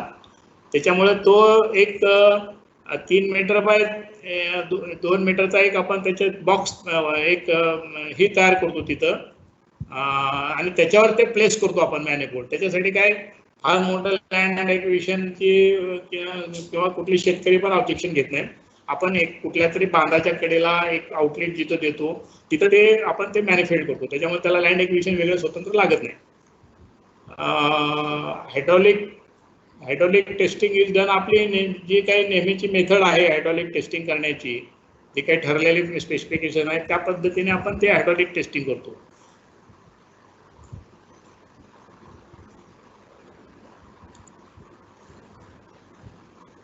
How to maintain manifold distance. Manifold हे आपला ज्या चॅकचा जो आउटलेट आहे त्या ठिकाणी तो आउटलेटला मॅनिफोल्ड दिलेला आहे आणि त्या मॅनिफोल्डला आपण 12 ते 14 ओपनिंग देतोय, 12, 8, कुठं 10 त्या साईजनुसार, आणि त्या प्रत्येकाच्या याच्यामध्ये कपलिंग दिलेलं आहे. त्याचं फक्त शेतकऱ्याने आणून तो पाईप जोडायचा आणि त्याला 200 मीटर, 300 मीटर, 400 मीटर एवढेच लांबीपर्यंत आपल्याला त्यांना पाणी घेऊन जावं लागतं. त्याच्यामध्ये कसं असतं की एक 4-5 शेतकरी एकत्र आहेत आणि प्रत्येक जण 500 मीटर लागणार असेल तर 100-100 मीटरचं पाईप कंट्रीब्यूट करतो तो आणि त्यांचे 3-4 मिळून एखादं शेततळ असतं किंवा प्रत्येकाचे इंडिव्हिज्युअल असतात. तर त्याच्यामध्ये ते एक लाईन टाकतात आणि ते भरून घेतात त्याच्यामध्ये. असं त्या एका आउटलेटहून 8-10 वेगवेगळ्या लोकेशनला ते पाईप पाणी घेऊन जातात त्याच्यामध्ये. कॅड मध्ये पण आपण याच पद्धतीने पुढे काम करणार आहे.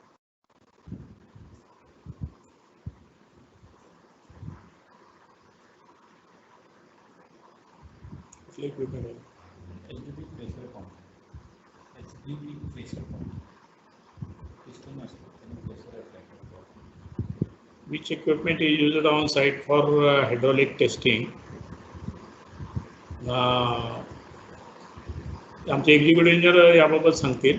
Raju Madhavrao Deshmukh. Shall we the evaporation losses from शेततळे at the time of design? आपण कसं आहे बरं का, ते त्या चॅकला जे ठरलेलं पाणी आहे, समजा एका चॅकला तुम्हाला एका रोटेशनमध्ये जे काही पाणी द्यायचं आहे तेवढं ते क्वांटम आपण त्यांना देतो आणि त्या पाण्यामधून त्यांनी इव्हॅपोरेशन लॉसेसचं त्याचा वापर करायचा आहे त्याच्यामध्ये. याच्यासाठी काही इव्हॅपोरेशन लॉसेसचं वेगळं स्वतंत्र डिझाईन केलेलं नाही. आता हा इव्हॅपोरेशन लॉसेसचा मुद्दा आपल्या फील्ड ॲप्लिकेशन इफिशियन्सीमध्ये येतो. जेव्हा तुम्ही रानावर पसरून पाणी देता तेव्हा तुम्हाला 65% फील्ड ॲप्लिकेशन इफिशियन्सी घेतो आपण. जेव्हा तुम्ही डायरेक्ट शेततळ्यात पाणी देता म्हणजे आउटलेटमधनं डायरेक्ट जेव्हा शेततळ्यामध्ये देता तर शेततळ्यामध्ये 10% लॉसेस होतात आणि त्याच्यामुळे आपली फील्ड ॲप्लिकेशन इफिशियन्सी किती येते त्याच्यामध्ये, पाईपलाईनमधले 5% लॉसेस, शेततळ्यातले 10% लॉसेस, म्हणजे आपली फील्ड ॲप्लिकेशन इफिशियन्सी 80 ते 85% येते. जी आपली कन्व्हेन्शनल सिस्टीममधली फील्ड ॲप्लिकेशन इफिशियन्सी 65% असते. त्याच्यामुळं आपण जे काही क्वांटम ऑफ वॉटर देणार आहे त्यांना ते उलट 15 ते 20% प्रत्यक्षात शेताला पाणी जास्त मिळतं या सिस्टीममध्ये.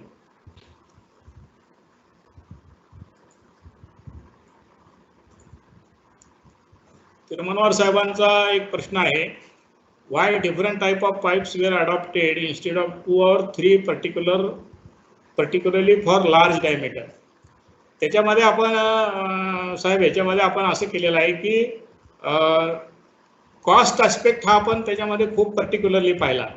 जेव्हा तुम्ही 900-800 mm वर PCCP पाईपला जाता तेव्हा PCCP पाईपची कॉस्ट PSC पाईपच्या 1.5 काही ठिकाणी दुप्पट आहे. म्हणून आपण जनरली 1000 mm डायमीटरच्या वर आपण पर्टिक्युलरली PSC पाईप वापरलेले आहे.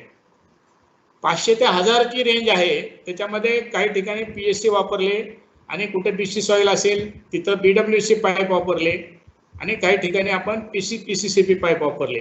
त्या ठिकाणच्या पर्टिक्युलर याच्यामध्ये म्हणजे साधारण 500 mm च्या वर आपण 3 प्रकारचे पाईप वापरले, BWC पाईप वापरले, PCCP पाईप वापरले आणि अजून लार्जर डायमीटरला आपण PSC पाईप वापरले. कारण ह्याच्यामध्ये कॉस्ट ॲस्पेक्ट हा मोठा इन्व्हॉल्व असतो. कारण 1 मीटर डायमीटर जर आपण PSC पाईप घेतला तर त्याचे 8000 पर मीटर DSR रेट आहे. तो जर आपण PCCP घेतला तर तो 13000 पडतो आपल्याला, 13000 पर RMT. तर तिथं तो वर्केबल होत नाही. म्हणून आपण कॉम्बिनेशन ऑफ पाईप केलेला आहे. मग एक लाईन पूर्ण PCCP ची असते, एक वितरिका पूर्ण PCCP मध्ये असते, दुसरी वितरिका आपली PSC मध्ये असते. म्हणजे एकाच वितरिकेवर वेगवेगळ्या 3 प्रकारचे किंवा 4 प्रकारचे पाईप आपण वापरलेले नाहीत. तर जिथे जिथे आवश्यकता आणि तिथलं कॉस्ट ॲस्पेक्ट आणि तिथलं टोपोग्राफी, सॉइल कंडिशन याच्याप्रमाणे आपण त्या ठिकाणी अशा 3 ते 4 प्रकारचे पाईप वापरलेले आहेत. पाईप जिथे ग्राउंड लेवलच्या वर असते तिथे काय प्रोव्हिजन करावी लागेल. आपण ग्राउंड लेवलच्या वर कुठं पाईप ठेवत नाही. इव्हन नाल्यामध्ये सुद्धा आपण बरिंग करतो पाईपला. ग्राउंड लेवलच्या वर कुठंच पाईप ठेवत नाही आपण. त्याच्यानंतर डॉक्टर PB नांगरे यांचं आहे, your opinion on maintenance of PDL. आत्ताच आपण सगळ्यांचं टेस्टिंग केलेलं आहे. मेंटेनन्सच्या दृष्टीनं जे आमचा जो आत्ताचा जो अनुभव आहे त्याच्यामध्ये जेव्हा आपण मुख्य कालवा जेव्हा उघड्या पद्धतीचा असतो आणि त्याच्या खाली जेव्हा आपण पीडीएन करतो तर फार मोठा कचरा येतो उघड्या कालव्यातनं, आणि जिथे जिथे आपण आउटलेट केलेले आहेत, इंटेक स्ट्रक्चर केलेले आहेत, त्या इंटेक स्ट्रक्चरला तो ट्रॅप होतो. तर आणखी तिथं मेंटेनन्सच्या दृष्टीनं आपल्याला मेन कॅनलवर काही आपल्याला ट्रॅश रॅक करावे लागण्याची शक्यता वाटते मला याच्यामध्ये मेंटेनन्ससाठी. What percentage PDM successful on chemo project? जेवढं झालं तेवढं 100% सक्सेसफुल आहे, त्याला कुठेही अडचण आलेली नाही. देवगडे साहेबांचा प्रश्न आहे, why PVC pipes are not used? PVC pipe आपण देवगडे साहेब साधारण 300 mm च्या वर वापरत नाही. 300 mm च्या खाली जर डायमीटर असेल तर आपण पीव्हीसी पाईप वापरतो. आणि आता जे असे रिकमेंडेशन आहे की 180 mm च्या वर, 180 mm च्या वरच सगळे पीएचडीपी पाईप वापरावे, आणि 180 mm च्या खाली जर डायमीटर असेल साधा पाईपचा, म्हणजे 8 इंचचा पाईप असेल आणि त्याच्या खाली असेल तर पीव्हीसी पाईप वापरावा. 8 इंचापेक्षा जास्तीचा पाईप असेल तर एचडीपी वापरावा 450-500 mm पर्यंत. आणि मग 500 mm च्या वर तुमच्याकडे कॉम्बिनेशन आहेत वापरायचं. तुम्ही एचडीपी जिथं अवेलेबिलिटी आहे, पीसी सॉइल आहे, जिथं तुम्हाला पीएससी वर्केबल आहे तिथे पीएससी वापरावा, जिथं पीसीसीपी वर्केबल आहे तिथे पीसीसीपी वापरावा. अशा पद्धतीने तुम्हाला कॉस्ट, तिथली टोपोग्राफी, सॉइल कंडिशन आणि तुमचे डिझाईन आस्पेक्ट अशा पद्धतीने कॉम्बिनेशन करता येतं.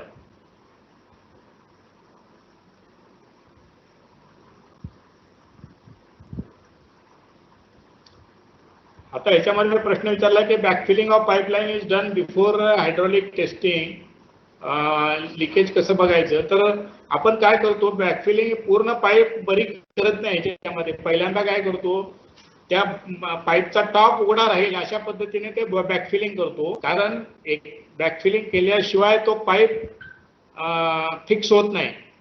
आणि बॅकफिलिंग न करता जर तुम्ही हायड्रॉलिक टेस्टिंग करायला गेला नाही पाईपमध्ये तर खूप मोठ्या प्रमाणामध्ये तो पाईप डिस्टर्ब होण्याची शक्यता असते. म्हणून फक्त टॉप उघडा ठेवायचा पाईपचा आणि बाजूने तुम्हाला बॅकफिलिंग करायचं. आणि नंतर तुम्ही जेव्हा टेस्टिंग करता तर जिथे पाणी इथून ओला होतो भाग मातीचा किंवा टॉपमधून येत असेल तर तिथे लगेच आपल्या लक्षात येतं की अरे इथं लिकेज आहे म्हणून.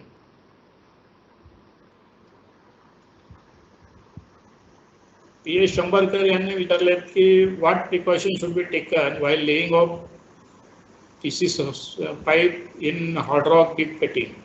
याच पद्धतीने तुम्ही बेड चांगलं प्रिपेअर करायचं आणि त्याच्यातला आस्पेक्ट तेवढाच आहे, बेड चांगलं प्रिपेअर करून मुरुम बॅकफिलिंग करून मग पीसीसी पाईप तुम्हाला त्याच्यामध्ये व्यवस्थित ले करता येतो. What should be scour wall fitting arrangement? Sir if you have any photo of actual scour wall fitting then kindly. Okay, आम्ही हे फोटो शेअर करतो आपला स्कॉर वॉल फिटिंगचे. Is it possible to test small section of pipe by hydraulic test method? साधारण 500 mm च्या पुढं आपल्याला testing चांगल्या पद्धतीने करता येतं. थोडं तुम्ही म्हणता ते बरोबर आहे की त्याला छोट्या पाईपला आपल्याला अडचण येते, लांबी पण खूप जास्त असते.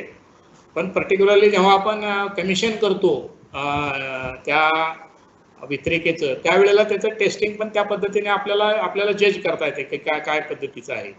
आणि आपण बाकी हायड्रॉलिक टेस्ट वगैरे पर्टिक्युलर पाईपच्या काही पद्धतीने घेतो त्याच्यामध्ये.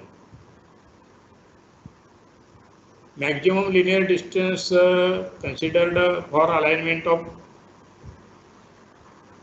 पीडीएन. हा काही प्रश्न समजत नाही. अलाइनमेंट आपली किती लांब असू शकते? 10 किलोमीटर, 8 किलोमीटर, 20 किलोमीटर. त्याच्यामुळे त्याला तशी काही गाईडलाईन नाही किती मॅक्झिमम लिनियर डिस्टन्स कन्सिडर करायचं. Design step required for lift irrigation. नाही, हा आपला चर्चेचा आजचा नाही आहे विषय. लिफ्ट इरिगेशनच्या संदर्भामध्ये बरेचसे ॲस्पेक्ट असतात आणि त्याची स्वतंत्र आपल्याला चर्चा करावी लागेल. आर साईनाथ यांनी प्रश्न विचारला की कन्स्ट्रक्टेड ॲट गव्हर्नमेंट एक्सपेन्सेससाठी it is expected to reimburse the expenditure incurred by farmer in PDN.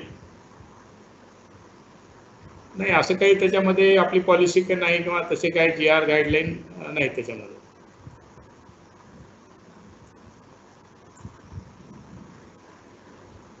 GR dated 2/2/2017 says that check size should be taken to, हा पर्टिक्युलरली वितरण व्यवस्थेच्या संदर्भातला GR आहे आपला. आणि आपला आपण टेंबूचं जे प्लॅनिंग केलेलं आहे ना, हा मायक्रो इरिगेशन पुढं भविष्यामध्ये हा मायक्रो इरिगेशनवर शिफ्ट करायचा आपल्याला प्रोजेक्ट आहे. लाभ क्षेत्रातलं मायक्रो इरिगेशन कसं करायचं त्याचा आपला जो GR आहे मे 2000 मध्ये आलेला, कधीच आहे तो 17 आहे का, त्या GR नुसार जी शासनाचं धोरण आहे वितरण प्रणाली कशी असावी मायक्रो इरिगेशनच्या दृष्टीनं, तर त्याच्यामध्ये आपल्याला एक चॅक साईज 100 हेक्टर घ्यावी आणि त्या 100 हेक्टरच्या चॅक साईजमध्ये तुमच्याकडे जी उपलब्ध पाणी साठा असेल किंवा तुम्ही तयार करून मग त्याचे माध्यम काय काय शेततळे, समजा 5 हेक्टरला एक शेततळ आहे, 10 हेक्टरला एक शेततळ आहे, त्याच्यानंतर एखादा जर पॉन्ड असेल, एखादा जर पाझर तलाव असेल, एखादा बंधारा असेल, तर त्या ह्याच्यामध्ये पाणी सोडून तिथून लोकांनी ते लिफ्ट करून मायक्रो इरिगेशन करणं त्या धोरणानुसार हा प्रोजेक्ट डिझाईन केलेला आहे. Can drip irrigation system in the farm get run directly on Tembu PDN? हे डायरेक्टली PDN वर इरिगेशन ड्रिप इरिगेशन रन होत नाही, तर आपल्याला ते पाणी कुठल्या तरी एका ह्याच्यामध्ये स्टोअर करावं लागतं आणि तिथून ते ड्रिपची सिस्टीम केली जाते. जर आपल्याला एंटायर PDN मधून ड्रिप इरिगेशन करायचं असेल तर तुम्हाला त्याचं एंटायरली डिफरंट ॲस्पेक्टनी डिझाईन करावं लागतं. त्याच्यामध्ये तुम्हाला ड्रिपसाठी जे अनिवार्य बाबी असतात तर तुम्हाला डेली सप्लाय लागतो, त्याच्यानंतर पाणी स्वच्छ लागतं, म्हणजे जे फिल्टर्ड पाणी लागतं. आपल्या कालव्यामधून येणाऱ्या पाण्यावर जर कोणी म्हटलं की बाबा मी ड्रिप करतो तर ते लगेच पॉसिबल होत नाही, तुम्हाला कुठंतरी ते स्टोअर करावं लागतं आणि तिथून मग तुम्हाला ड्रिप करावं लागतं. What is your experience of WA in PDN command area? WA आपले स्थापन झालेले आहेत आणि आता आपण ते कार्यान्वित करत आहोत. अद्याप WAचं फंक्शनिंग आपल्याकडे सुरू झालेलं नाही. 25वा प्रश्न आहे संजय तागडे यांचा, what is the basic difference in EMS? आणि आता ह्याचे स्वतंत्र स्पेसिफिकेशन आहेत MS पाईपचे आणि DI पाईपचे, त्याचे युटिलिटी, त्याचे जे काही ॲस्पेक्ट आहे, तर आपल्याला ह्याच्या स्वतंत्र स्पेसिफिकेशनचा अभ्यास करून आपल्याला तुम्हाला ही माहिती मिळू शकते. त्याच्यामध्ये हे घेता येते टेस्टिंग, कुठल्याही पाईपचं टेस्टिंग घेता येते, हायड्रॉलिक टेस्ट घेता येते, पण तू किती एक्सटेंटवर करायचं ते आपल्या कामाच्या व्हॉल्यूमवर आणि आपल्या कॉन्फिडन्सवर ते अवलंबून असतं. ते बेल्स पिव्हट जॉईंटचं उत्तर ऑलरेडी दिलेलं आहे, त्याच्यामुळे आता ह्याच्यात काही वेगळं उत्तर द्यायची गरज नाही.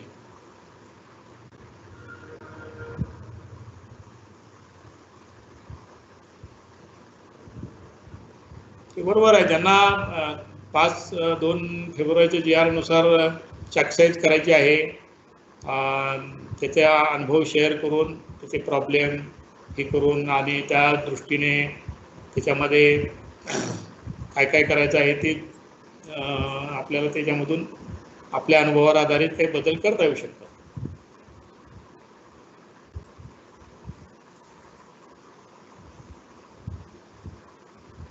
पाईपच्या टॉपवर करायचंच नाही आपल्याला, पाईपच्या टॉपपर्यंत करायचं आहे बॅकफिलिंग आणि मग हायड्रॉलिक टेस्टिंग करायचं आहे आणि त्याच्यात एकदा लिकेजेस नाहीत असं दिसल्यानंतर पुन्हा पूर्ण टेस्टिंग करायचं.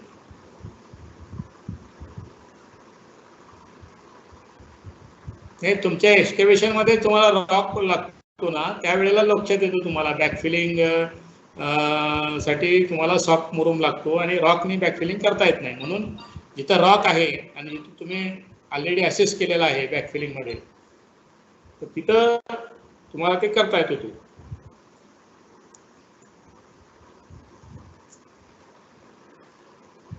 बेलसरे सरांनी महत्त्वाचा एक प्रश्न विचारला याच्यामध्ये की की message based on your experience of implementation of for PDN. PDN सिस्टीममध्ये मेजर जो रोल आहे तो टोपोग्राफिकल ॲस्पेक्ट आहे, त्याच्यानंतर एक्झिक्युशन मेथडॉलॉजी आहे आणि आपण आपल्या या भागामध्ये जी काही PDN केलेलं आहे आणि ह्याचे जे काही आपलं टेस्टिंग किंवा सध्याचं फंक्शनिंग आहे केलेल्या क्षेत्रावरचं, त्याचा अनुभव अतिशय चांगला आहे. आता मेंटेनन्सच्या दृष्टीने काही त्याच्यामध्ये बदल आपल्याला थोडे थोडे करावे लागतात. तर तो जर सोडला आस्पेक्ट तर PDNचा हा अनुभव अतिशय या टोपोग्राफीला अतिशय चांगला आहे.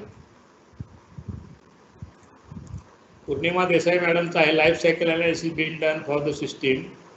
It is for how many years, how to accommodate different pipe types for the same. आता मॅडम ह्याच्यामध्ये आपल्याकडे लाईफ सायकल प्रत्येकाचे दिलेलं आहे, प्रत्येक पाईपचं लाईफ सायकल दिलेलं आहे. तर जेव्हा आपण पाईप सिलेक्ट करतो तर त्याच्यामध्ये ब्रॉडली 3 कॅटेगरीज असतात. एक स्मॉल साईज, एक मीडियम साईज, एक लार्ज साईज. आणि दुसरं असतं की आपल्याकडे सॉईल कंडिशन. जर एखादं सॉईल कंडिशन असेल, BC सॉईल असेल, तर तिथं तुम्ही लाईफ सायकलचा विचार करण्यापेक्षा तिथल्या सॉईल कंडिशनवरून तो पाईप सिलेक्ट करावा लागतो आपल्याला. आणि डायमीटर वाईज तो कॉस्ट आस्पेक्ट पण येतो त्याच्यामध्ये. त्याच्यामुळे लाईफ सायकल, सॉईल कंडिशन आणि त्याचे कॉस्ट या 3 गोष्टीचं कॉम्बिनेशन करून आपल्याला पाईप सिलेक्ट करावा लागतो. फक्त लाईफ सायकलवर आपल्याला करता येत नाही. तर तिन्हीच्या ॲस्पेक्टवर आपण तो पाईप सिलेक्ट करतो.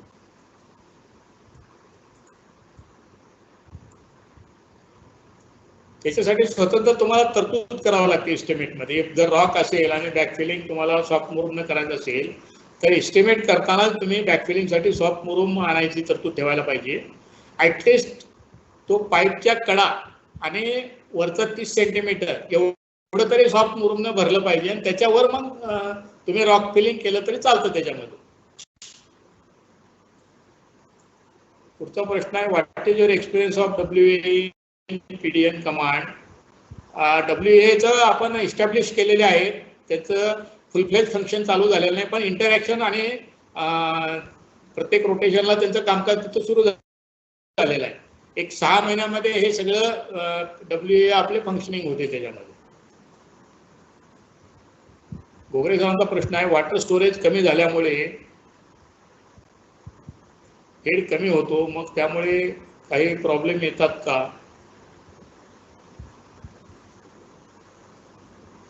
हा काही प्रश्न समजत नाही. आपण हे कॅनलवर असल्यामुळे फिक्स हेड आहे त्याच्यामध्ये, त्याच्यामुळे काय अडचण नाही.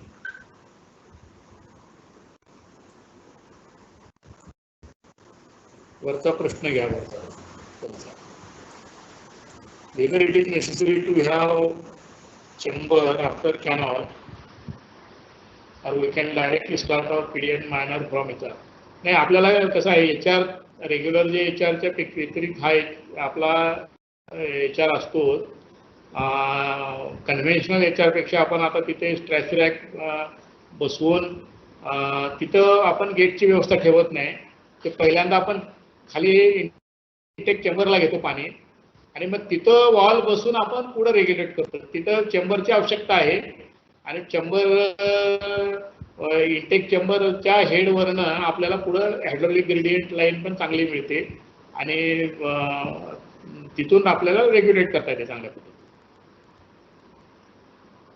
You told generally we done backfilling in available material, but you told if there is situation arise inside during work that some size strata was hard murum, that time we do backfilling in soft murum. So hard murum चालतो, अगदी boulder builder असली तर ते भरू नये आपण, पण hard मुरूम चालतो त्याच्यामध्ये, तसं काही अडचण येत नाही. पण शक्यतो कसं आहे की थोडंसं सॉफ्ट मुरूम असेल तर पाईपचं ग्रीप चांगली राहते तयार त्याच्यामध्ये. आणि आपण अवेलेबल मटेरियलच्या व्यतिरिक्त मग कॉन्ट्रॅक्टरला थोडंसं जिथे काही प्रॉब्लेम आहे, तर हार्ड रॉक जास्त आहे, जिथं डीप कट आहे, खूप मोठ्या प्रमाणात रॉक निघाला, तिथं बाहेरून आणून आपण ते करायला लावलं त्याला. As per the government policy of water grid, can we design an integrated project with PDN and water grid? करू शकतो आपण, काही अडचण नाही त्याच्यामध्ये. विजय, should trial pits be taken throughout the length? आता हे असेसमेंट आहे आपलं, किती घ्यायचे कसे घ्यायचे हे आपापलं जजमेंट आहे. कारण बऱ्याच ट्रॅकमध्ये खूप अंतरापर्यंत काही बदल होत नाही. मग तुम्ही 200 मीटरला 400 मीटरला घेऊ शकता, कुठे 100 मीटरला घेऊ शकता. ते तुमचं जजमेंट आहे ते करताना. What is the difference in PDN by gravity and by lift? नाही तर लिफ्टचं जर पाणी तुम्ही एखाद्या डिलिव्हरी चेंबरला जर सोडलं आणि तिथून पीडीएन केलं तर ते ग्रॅव्हिटी पीडी, कालव्यावरून केलं असेल तर ग्रॅव्हिटी पीडीएन झालं. पण एखाद्या लिफ्ट स्कीम मध्ये तुम्ही त्याला जर डिलिव्हरी चेंबरला ओपन न करता त्या हेडनुसार रायझिंग मेन आली, तिथून परत प्रेशराइज पीडीएन केलं तर ती प्रेशराइज पीडीएन होतं त्याच्यामध्ये. हा त्याच्यामध्ये डिफरन्स आहे. म्हणजे आयदर प्रेशराइज्ड पीडीएन और ग्रॅव्हिटी पीडीएन, हे असे दोन ऍस्पेक्ट आहेत त्याच्यामध्ये.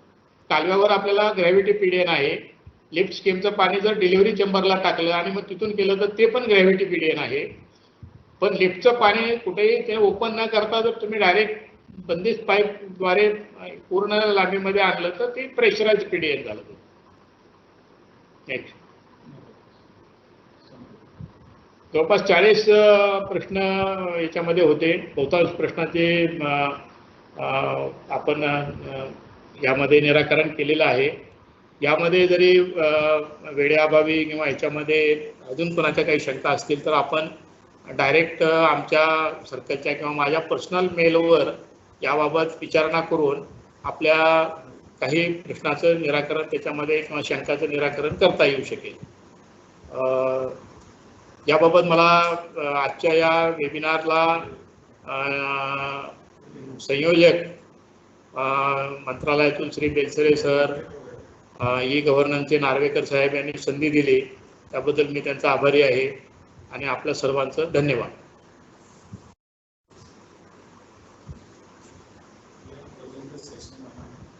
Now we are closing the session. Thank you very much to everybody.